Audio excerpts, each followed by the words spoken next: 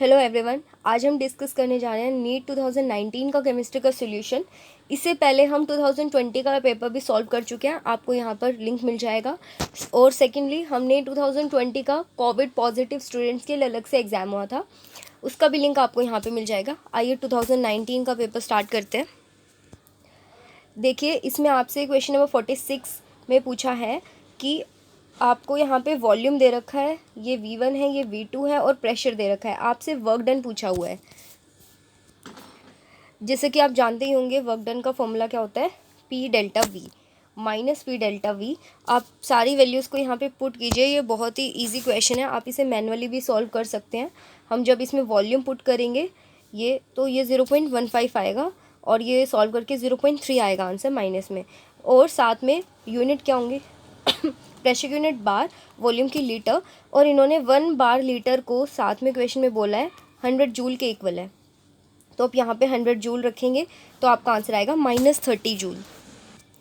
तो आप यहाँ देख सकते हैं -30 joule, that is option number 1 is correct. Next question आपको ये बोला है कि एक कंपाउंड है जिसमें C कैटायन के लिए रिप्रेजेंट किया गया है, A एनायन के लिए, और उसने हेक्सागोनल क्लोज पैकिंग, किसने, एनायन ने हेक्सागोनल क्लोज पैकिंग ली हुई है, और साथ में ऑक्टाहेड्रल बॉन्ड 75% ऑक्यूपाई C ने किए हुए हैं। फॉर्मूला बताना है। तो 75% को हम 3/4 लिख सकते हैं अगर फ्रैक्शन में लिखा जाए। ये देखिए, जब भी आपको इस तरह का क्वेश्चन मिले आप बस C और A मतलब लिख लीजिए। जो A है वो HCP में है, उसे ऐसे लिखिए, और ऑक्टाहेड्रल वॉइड में C है पर कितने 75%, डेट इज़ 3/4। और HCP को N मान लीजिए, हमेशा N मान लीजिए। तो जितने HCP पार्टिकल्स होते हैं उतने ही ऑक्टाहेड्रल वॉइड होते हैं। तो ऑक्टाहेड्रल वॉइड कितने हुए, N, पर लेकिन C सभी N में नहीं है, 3/4 N में है। तो हमने यहाँ 3/4 N लिखा, N से N कैंसिल, यहाँ आ गया ये रेशो। अब इसको हम एक छोटा नंबर बना लेते हैं, होल नंबर। तो हम इसको 4 से मल्टीप्लाई कर देंगे दोनों तरफ, तो ये हो जाएगा 3/4। तो आंसर इज C3A4। C3A4 आपको कहाँ दिख रहा है, ऑप्शन नंबर 3 में। तो यहाँ देखिए आपके सामने ऑप्शन नंबर 3 में C3A4 है। नेक्स्ट हम ट्राई करेंगे क्वेश्चन नंबर 48। pH आपको 9 दी हुई है, CaOH ट्वाइस सोल्यूशन की, KSP पूछा है। देखिए, आपको pH 9 दी है, हमें पता है pH प्लस POH 14 के इक्वल होता है। तो POH यहाँ से 5 आ जाएगा। अगर POH 5 है दैट मीन्स कि OH आयंस की कॉन्सेंट्रेशन क्या है, 10 की पावर -5। बिकॉज जो 10 की पावर होती है इसी को हम POH या pH जो भी है वो बोलते हैं। तो ये आपको पता चल जाएगा कि OH की कंसनट्रेशन दे रखी है 10 की पावर -5। उसके साथ ये इक्वेशन तो आप निकाल ही सकते हैं जब ये डिसोसिएशन में जाएगा। इसकी सोलिबिलिटी अगर S है तो इसकी सोलिबिलिटी कितनी होगी, 2S। और 2S यानी इसकी जो सोलिबिलिटी है वो हमें ये दे रखी है 10 की पावर -5। 2S 10 की पावर -5 के इक्वल दिया हुआ है।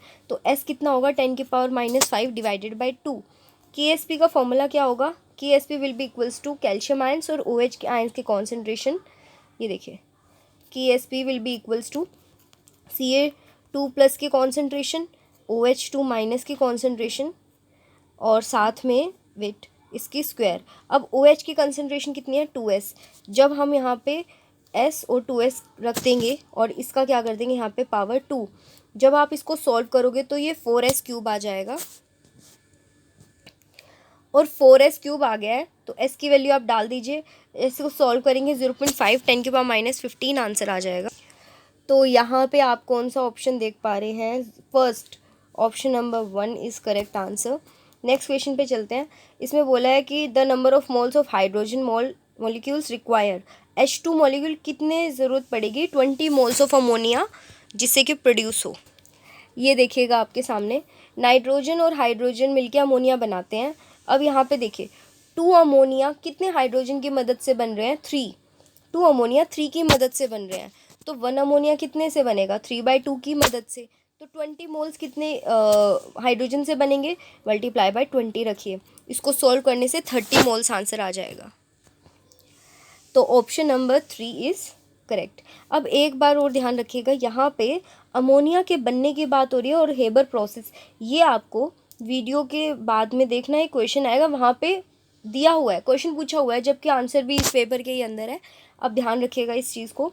आइडियल सॉल्यूशन के लिए कौन सी बात करेक्ट है? आइडियल सॉल्यूशन क्या होते हैं? जिन्हें मिक्स करने पर कोई चेंज ना आए वॉल्यूम में, जिनकी एंथैल्पी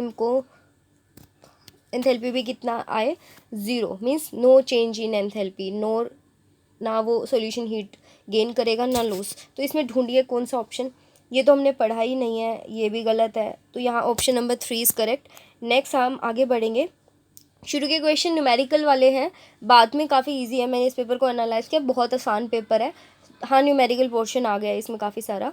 यहाँ आपको ई नोट सेल दिया हुआ है और साथ में इक्विलिब्रियम कांस्टेंट पूछा है। अगर आप इसका पूरा ये चाहते हैं कि फॉर्मूला कैसे आता है, तो यहाँ पे आइकन मैं आपको शो कर रही हूँ, यहाँ पे आप जाके ये चैप्टर का टॉपिक पढ़ सकते हैं, यहाँ आपको टॉपिक मिल जाएगा।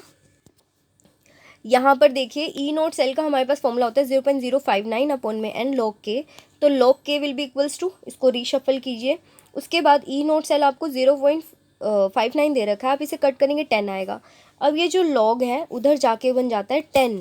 देखिए कहीं पे भी लॉग के इक्वल्स टू 5 है ना, तो के हो जाएगा 10 की पावर 5, ये लॉग जाके क्या हो जाएगा, एंटी लॉग, जिसे हम 10 कहते हैं, 10। तो इसमें करेक्ट ऑप्शन क्या होगा, ऑप्शन नंबर 3, मोस्टली 3 आ रहे हैं। नेक्स्ट क्वेश्चन में पूछा है ग्रीन हाउस गैस कौन सी नहीं है, तो कौन कौन सी होती हैं, CO2, वाटर वेपर्स होते हैं, उसके अलावा मीथेन गैस, उसके अलावा हमारी O3 भी होती है, ये सब रेस्पॉन्सिबल है ग्रीन हाउस इफेक्ट के लिए। कौन सा नहीं है, सल्फर डाइऑक्साइड रेस्पॉन्सिबल नहीं है। नेक्स्ट क्वेश्चन में आपको सिग्मा और पाई बॉन्ड पूछा है, आपको पूछा था उसमें पेंट 2 इन 4 आइन में कितने सिग्मा पाई बॉन्ड है। आप जानते हैं एक सिंगल बॉन्ड में एक सिग्मा होता है, एक डबल बॉन्ड में एक सिग्मा एक पाई, और ट्रिपल बॉन्ड में एक सिग्मा और 2 पाई होते हैं। आप कैलकुलेट कीजिए, आपका ये आंसर आ जाएगा। तो यहाँ हमारा option number 1 is correct. Next question में पूछा है कि कौन सा एमओ डायग्राम के बाद आप इसको सॉल्व करेंगे, कौन सा ऐसे मॉलिक्यूल है इनमें से जिसमें सिर्फ पाई ऑर्बिटल्स में ही इलेक्ट्रॉन्स हैं। तो जब इनका एमओ डायग्राम बनाएंगे तो आप देखेंगे कि C2 के अंदर ही पाई बॉन्ड्स प्रेजेंट हैं।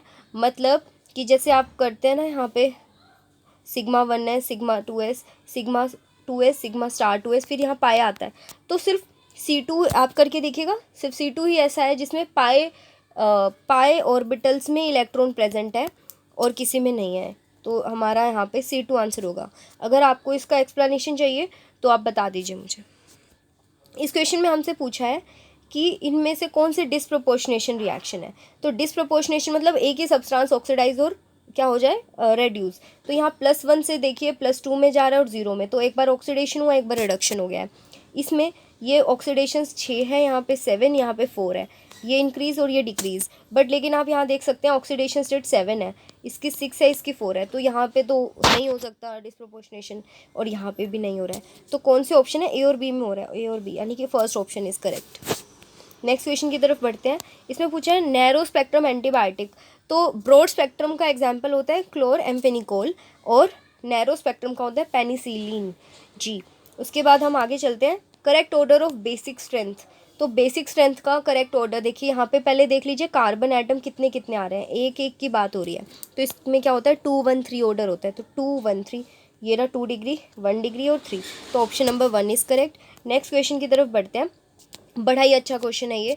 इसमें पूछा है नेगेटिवली चार्ज कोलॉइड किस से बनेगा। आपको मैं इसकी शॉर्ट ट्रिक बता रही हूँ, इसको देख के आपको लगता होगा कि ये तो बहुत ही मुश्किल है, तो यहाँ पे सुनिए आप देखिए आपके पास नीचे KI का सोल्यूशन है, उसमें आप AgNO3 डालेंगे तो ऑब्वियसली PPT AgI के बनेंगे, तो AgI के PPT बने। अब यहाँ पे सॉल्वेंट KI अगर ज़्यादा होगा तो अब इसमें देखिए यहाँ पे 2 आयन्स हैं, ये 2 आयन्स है, आप कौन सा इस पर एड्जॉर्ब होगा, जो इससे मिलता जुलता होगा I है, तो I इसको एड्जॉर्ब करेगा।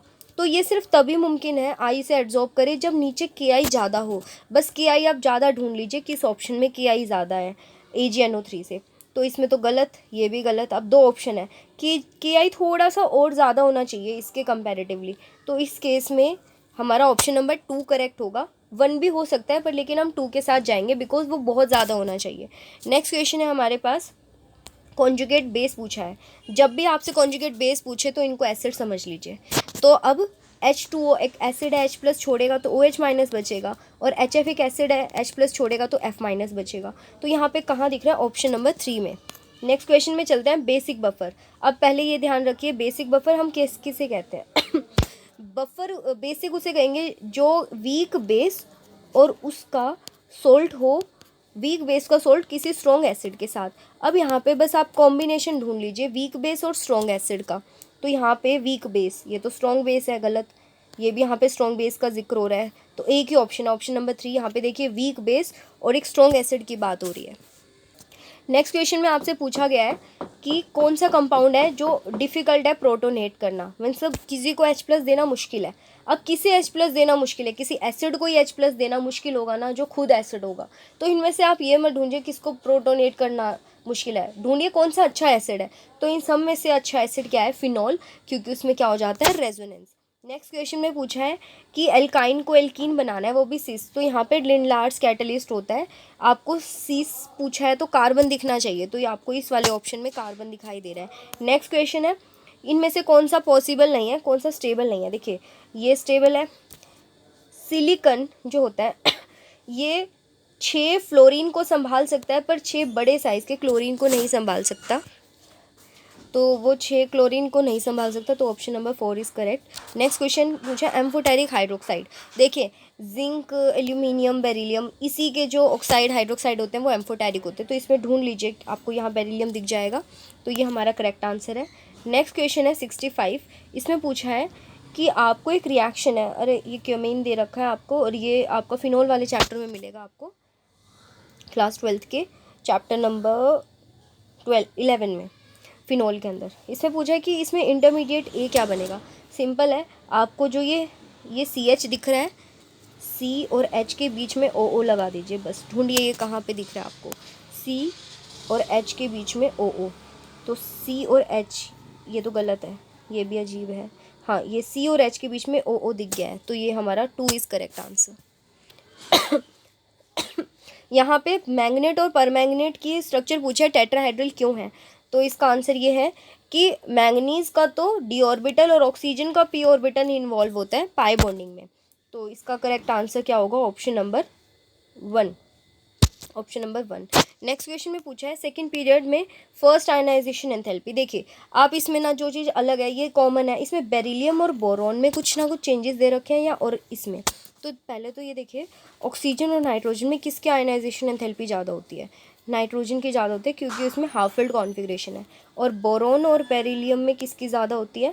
बेरिलियम की एस में इलेक्ट्रॉन है इस वजह से, तो बेरिलियम की ज़्यादा होनी चाहिए बोरॉन से, और नाइट्रोजन की ज़्यादा होनी चाहिए ऑक्सीजन से। ये कॉम्बिनेशन ढूंढ लीजिए आप, तो आपको ये कॉम्बिनेशन दिख रहा है ऑप्शन नंबर 2 में, तो correct answer is option number 2। Question number 68 देखिएगा। नेक्स्ट क्वेश्चन में आप देख सकते हैं कि आपको पता है फर्स्ट ऑर्डर के लिए K = 2.303/T log A0/AT। यहाँ पे आपको 99% रिएक्शन हो चुकी है, तो ये इनिशियली वो 100 रहा होगा A, और वो हो चुकी है, बची कितनी? 1 A बचा है, तो 10 की पावर 2 हो गई। अब log 10 की पावर 2 है, तो 2 आगे आ जाता है, और log 10 कितना होता है? 1। तो आप इसे सॉल्व करेंगे तो ये आंसर आ जाएगा। तो इसमें हमारा option number 3 is correct. Next question पूछा है कि PCl5 में इसमें से कौन सी स्टेटमेंट इनकरेक्ट है। तो PCl5 में आप जानते हैं कि एक्सियल बॉन्ड क्या होते हैं? इक्वेटोरियल से, ये एक्सियल बॉन्ड है, ये इक्वेटोरियल से बड़े होते हैं। तो ढूंढिए 3 इक्वेटोरियल बॉन्ड में यहाँ पर 120 का एंगल है, बिल्कुल सही बात है।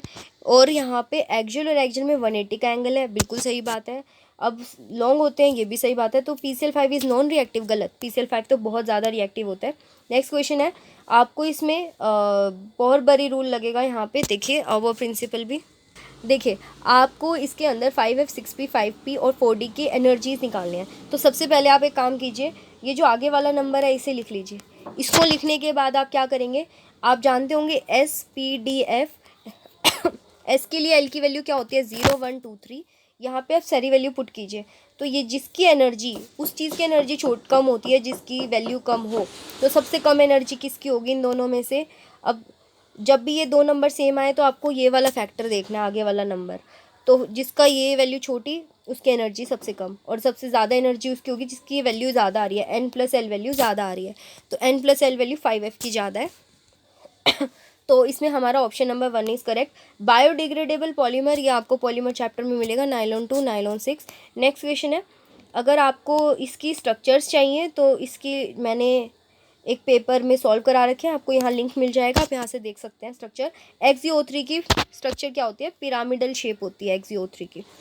तो XeO3 की अगर पिरामिडल शेप है तो D का 1, एक ही ऑप्शन में D का 1 दिख रहा है, ऑप्शन नंबर 2, आपको और करने की ज़रूरत ही नहीं है। नेक्स्ट क्वेश्चन की तरफ चलते हैं। इसमें करेक्ट ऑर्डर पूछा है थर्मल स्टेबिलिटी का। अब यहाँ पे देखिए office superintendent and to police, जैसे जैसे आप डाउन द ग्रुप नीचे आते हैं तो थर्मल स्टेबिलिटी क्या होती है, डिक्रीज। तो सबसे ज़्यादा कौन स्टेबल है इसमें, वाटर। तो आंसर इज़ 3, ये साफ दिख रहा है। नेक्स्ट क्वेश्चन है 74 में करेक्ट स्ट्रक्चर, तो ये है हमारी करेक्ट स्ट्रक्चर। नेक्स्ट हम चलते हैं, ओजोनोलिसिस की बात हो रही है यहाँ पे। ये थोड़ा सा लेंदी क्वेश्चन है। इसमें प्रोपेनॉल और इथेनॉल दे रखा है आपको, ये प्रोपेनॉल है और इसमें ये हमारे पास इथेनॉल है, CH डबल बॉन्ड O। इन O को मिटा देंगे तो आपको एल्कीन मिल जाएगी, तो यहाँ पे डबल बॉन्ड आ जाएगा, ये एल्कीन है। अब उसमें कह रहे हैं HCl डालिए, तो मार्कोनी रूल लगाइए, तो ये आपका आंसर है, ये ही आंसर है। तो ये आंसर कहाँ दिख रहा है, ऑप्शन नंबर मुझे 4 में दिखाई दे रहा है। नेक्स्ट क्वेश्चन, आपको ATP वाले जैसे ही क्वेश्चन मिल जाए तो वहाँ पे आंसर क्या होगा हमारा, मैग्नीशियम या पोटेशियम। पोटेशियम नहीं है तो इस पे चलेंगे। नेक्स्ट क्वेश्चन, मैलाकाइट क्या होता है, this is malachite. Next question पे चलते हैं, विजिबल रीजन। तो देखिए LBP लेमन बाल्मर पास्चन, ये UV के लिए होता है, ये विजिबल, तो बाल्मर सीरीज विजिबल के लिए है। नेक्स्ट, मैक्सिमम बॉइलिंग एजियोट्रोप का मतलब क्या होता है, जिनका जो नेगेटिव डेविएशन शो करे। नेगेटिव डेविएशन कौन शो करते हैं, नाइट्रिक एसिड एंड वाटर का मिक्सचर। नेक्स्ट ये वाला क्वेश्चन देखिए, इस क्वेश्चन में आपको एक इक्वेशन दे रखी है, तो उसको मैंने 2 हाफ रिएक्शंस में कन्वर्ट कर दिया है। अब यहाँ पे I हमेशा I2 होता है, तो यहाँ 2 लग जाएगा, तो यहाँ भी 2। तो N की वैल्यू, अब इस पूरे को 2 से मल्टीप्लाई करेंगे, N की वैल्यू 2 आ गई है। डेल्टा G का ये फॉर्मूला है, इसको भी अगर आप जानना चाहते हो डेरिवेशन या इसका पूरा टॉपिक विद न्यूमेरिकल्स, तो यहाँ पे क्लिक कीजिए, आपको मिल जाएगा। तो यहाँ पे -2 ये वैल्यू पुट करेंगे तो आपका ये आंसर आ जाएगा, माइनस में आना चाहिए आंसर। तो आप यहाँ पे देख सकते हैं माइनस में 2 ही ऑप्शन थे, तो इसका 1 answer is correct. Next question है, कौन सी रिएक्शन है जिसके अंदर एंट्रोपी कम हो रही है, एंट्रोपी कम। तो आपका ऑप्शन नंबर 2, क्योंकि यहाँ पे 2 एटम मिलके एक मॉलिक्यूल बना रहे हैं H2 का, तो एंट्रोपी क्या होगी, डिक्रीज। नेक्स्ट क्वेश्चन देखो, ये मैंने आपको अभी बताया था हेबर प्रोसेस वाला, कि हेबर प्रोसेस किस लिए काम आता है, अमोनिया बनाने के लिए। तो B का 3 एक ही ऑप्शन में है, तो आपको मतलब नहीं भी याद तो हम इसे कर सकते हैं आसानी से। नेक्स्ट क्वेश्चन, आपको पूछा इनमें से कौन सी स्टेटमेंट इनकरेक्ट है, तो इसका आंसर होगा ये वाला PbF4। इसके लिए मैंने नोट्स बना रखे हैं, आप उन्हें देख सकते हैं। आप यहाँ पे देखिए, इसके अंदर ये लिखा है कि PF4 इज़ मोर आइनिक, तो PbF4 आइनिक होता है। और बहुत सारी चीज़ें हैं नोट्स में, अगर आप चाहें तो आप कमेंट सेक्शन में रिक्वायरमेंट दे सकते हैं। तो यहाँ पे GeX4 इज़ मोर स्टेबल, ये सारे ऑप्शंस उस क्वेश्चन में। तो हमारे पास SiCl4 की हाइड्रोलिसिस बहुत आसानी से जाती है, D ऑर्बिटल होने की वजह से, ये स्टेबल है और ये आयनिक है, ये बिल्कुल करेक्ट आंसर्स है। नेक्स्ट है नॉन एसेंशियल अमीनो एसिड्स, तो इसका आंसर क्या होगा हमारा, एलानिन। बिकॉज मैंने एक वीडियो बनाई थी एसेंशियल अमीनो एसिड की, वो क्या थी हमारे पास, trick I lie leucine very much, please try to help arginine. तो आप यहाँ पे क्लिक कीजिए, आपको मिल जाएगी, वो आप कर सकते हैं इसे। नेक्स्ट क्वेश्चन ये दे रखा है आपको इस क्वेश्चन में पूछा है, आपको दे रखा है कि आइडियल वॉल्यूम ज़्यादा है आइडियल गैस का रियल से, तो हमारे पास कंप्रेसिबिलिटी फैक्टर का फॉर्मूला क्या होता है, VR/VI। तो यहाँ से सॉल्व करेंगे तो Z is less than 1, attractive forces ज़्यादा है। तो आपका कौन सा ऑप्शन इसमें करेक्ट है, ऑप्शन नंबर 3। नेक्स्ट क्वेश्चन पूछा, कौन सी इलेक्ट्रोफिलिक सब्स्टिट्यूशन रिएक्शन है, तो ये तो बहुत ही आसान क्वेश्चन है। इस तरह के रिएक्शंस क्या होते हैं, electrophilic substitution reactions. Question number 87 में आप देख सकते हैं, इसमें पूछा है कि क्या बनेगा, तो ये बनेगा थैलिमाइड। नेक्स्ट क्वेश्चन की तरफ बढ़ते हैं, इसमें आपका करेक्ट ऑप्शन यहाँ पे आप देख सकते हैं, जब भी अमोनिया डिकम्पोज होता है तो ये हमारे ये 3 फैक्टर एक दूसरे के इक्वल होते हैं। अब वीडियो को पॉज करके भी इसे सॉल्व कर सकते हैं। तो जब आप इसे सॉल्व करेंगे तो इसमें ऑप्शन नंबर हमारा होगा हाइड्रोजन नाइट्रोजन, ये तो हो नहीं सकता है, यहाँ पे ये दोनों तरफ माइनस दे रखा है, तो option number 3 is correct. Next question 89, आप इसका सोल्यूशन देख लीजिए। मैंने इस पे भी एक वीडियो बना रखी है, फेरी और फेरोसाइनाइड में क्या डिफरेंस है। आपको ये दे रखा है तो आप यहाँ से आयरन की ऑक्सीडेशन स्टेट निकालेंगे, +2 आ जाएगी। +2 ऑक्सीडेशन स्टेट यानी 3d6। T2G और EG में डिफरेंस ज़्यादा होगा स्ट्रॉन्ग लिगेंड होने की वजह से, CN की वजह से, तो यहाँ पे सारे इलेक्ट्रॉन नीचे पेयर अप होंगे। और अगर आपके इलेक्ट्रॉन पेयर अप होंगे तो इसका option number 2 is correct. Next question पूछा टेम्पररी हार्डनेस किसकी वजह से रिमूव होगा, तो इसका आंसर क्या होगा हमारे पास, Clark's method. Thank you so much. अगर आपको कोई भी क्वेरी आप कमेंट सेक्शन में लिख सकते हैं, उस पर आपके लिए एक छोटी सी वीडियो बना दी जाएगी। Thank you very much for watching.